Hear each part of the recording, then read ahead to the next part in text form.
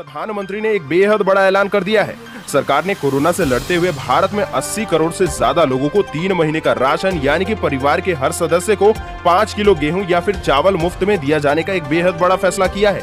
आप सभी को बता दें कि पीएम मोदी ने एक बेहद बड़ी घोषणा करते हुए कह दिया कि मानसून के दौरान भारत में सबसे ज्यादा खेती का काम होता है। ऐसे में सरकार ने फैसला किया है कि प्रधानमंत्री गरीब कल्याण योजना का विस्तार होगा और इसके तहत नवंबर तक 80 करोड़ लोगों को मुफ्त में अनाज भी दिया जाएगा। पीएम मोदी ने कह दिया है कि आज मैं इससे जुड़ी हुई एक महत्वपूर्ण घोषणा करने जा रहा हूं। हमारे यहाँ वर्षा ऋतु के दौरान और उसके बाद मुख्य तौर पर एग्रीकल्चर सेक्टर में ही ज्यादा काम होता है, अन्य दूसरे सेक्टरों में थोड़ी सुस्ती रहती है। जुलाई से धीरे धीरे त्योहारों का भी माहौल बनता है और त्योहारों का ये समय जरूरतें भी बढ़ा देता है, खर्चे भी बढ़ाता है और इन सभी बातों को ध्यान में रखते हुए फैसला लिया गया है कि प्रधानमंत्री गरीब कल्याण अन्न योजना का विस्तार अब दिवाली और छठ पूजा तक यानी कि नवंबर महीने के आखिरी तक कर दिया जाएगा। दोस्तों, हम आप सभी लोगों में से भी ये भी जानना चाहेंगे कि आप लोगों में से कौन कौन से लोग ऐसे हैं जिनको फ्री में राशन मिलता है और कौन से ऐसे लोग हैं जिनके पास राशन कार्ड होने के बावजूद भी उन्हें राशन नहीं मिलता है। नीचे कमेंट करके पूरा विस्तार से अपने बारे में जरूर बताएं और साथ ही में सभी को ये भी बता दें कि ट्विटर हैंडल पर पीएम को टैग करते हुए असादुद्दीन ओवैसी ने यहाँ पर बोला है कि चीन पर बोलना था लेकिन बोल गए चना पर। दरअसल इसी चीज की जरूरत भी थी क्योंकि आपके अनियोजित लॉकडाउन ने कई लोगों को भूखा छोड़ दिया है। त्योहारों को भी लेकर ओवैसी ने पीएम पर यहाँ पर निशाना साधा। ओवैसी ने कहा कि आपने आगामी महीने में पड़ने वाले कई पूर्व त्योहारों का नाम लिया लेकिन बकरीद को भूल गए।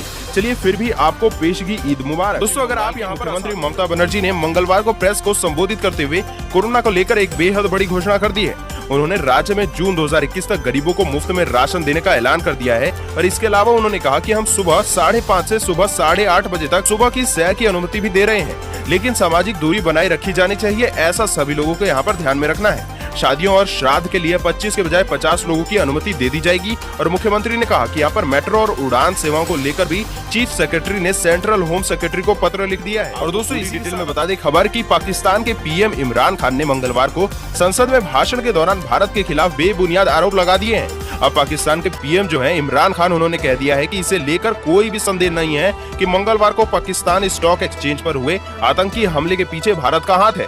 आप समझ सकते हैं कि भारत के खिलाफ यहाँ पर कितनी बड़ी बात कह दी है इमरान खान ने। आप इसके बारे में क्या कुछ सोचते हैं वो भी कमेंट में जरूर बताइएगा। और साथ ही में आपको ये वेदर के अपडेट्स जी आपको बता दें कि भारतीय मौसम विभाग यानी कि IMD ने दिल्ली, हरियाणा और उत्तर प्रदेश के कुछ इलाकों में बारिश की संभावना जता दी है। आपको बता दें कि विभाग के अनुसार कुछ ही देर में दक्षिणी पश्चिमी दक्षिणी दिल्ली और हरियाणा के इज्जर, गुरुग्राम, पलवल और उसके अलावा जो उत्तर प्रदेश के हाथरस और आसपास के क्षेत्रों में बारिश देखने को मिल सकती है। आपको बता दें कि यहाँ पर मिल चुकी है। आपको बता दें कि जम्मू कश्मीर में एक बार फिर से मंगलवार को भूकंप का झटका आया। सुबह 8:56 पर यह भूकंप का झटका महसूस किया गया है। तीव्रता जो इसकी रही है वो 4.0 रही गई है और साथ ही साथ बता दें कि इसका जो केंद्र मापा गया है वो 84 किलोमीटर दूर धरती के नीचे 10 किलोमीटर की गहराई पर था। आप सभी को बता दें साथ ही में यहाँ पर रोहतक में 2 बार झटके महसूस किए गए हैं और साथ ही आप सभी को बता दें कि ये जो झटका महसूस किया गया है उसकी तीव्रता 2.4 मापी गई थी। और साथ ही आपको खबर है कि आत्मनिर्भर भारत अभियान के तहत आने वाले दिनों में भारत दुनिया भर के पानी के जहाजों की मरम्मत का केंद्र भी बन सकता है। जहाज रानी राज्य मंत्री यानी कि minister of state for shipping Mansukh Mandaviya ने यहाँ पर देश में जहाजों की मरम्मत की सुविधाओं को देश में बढ़ाने और बेहतर माहौल तैयार करने के लिए जहाज रानी उद्योग के प्रतिनिधियों को यहाँ पर बोला है और उन सभी लोगों से सुझाव भी मांग दिए हैं। आपको बता दें कि केंद्रीय मंत्री ने देश में जहाजों की मरम्मत के लिए इंजीनियरिंग की यहाँ पर विशेषज्ञता और साथ ही साथ उनके जो भी कौशल हैं उन सभी चीजों को बढ़ाने के लिए, यार्ड की यहाँ पर क्षमता बढ़ाने के लिए और आवश्यक स्पेयर पार्ट्स की भी उपलब्धता को बढ़ाने के लिए बेहद बड़े कदम उठाने की बात कही है। और वहीं इस मौके पर उन्होंने देश में स्पेयर पार्ट्स और जहाजों के प्रोडक्शन को भी बढ़ाने की बात कही है। यानी कि कोई भी सामान के लिए हम चाइना पर निर्भर नहीं रहेंगे, इवन हम बाकी की कंट्रीज पर भी निर्भर नहीं रहेंगे। हम खुद का सामान खुद के देश में बनाएंगे।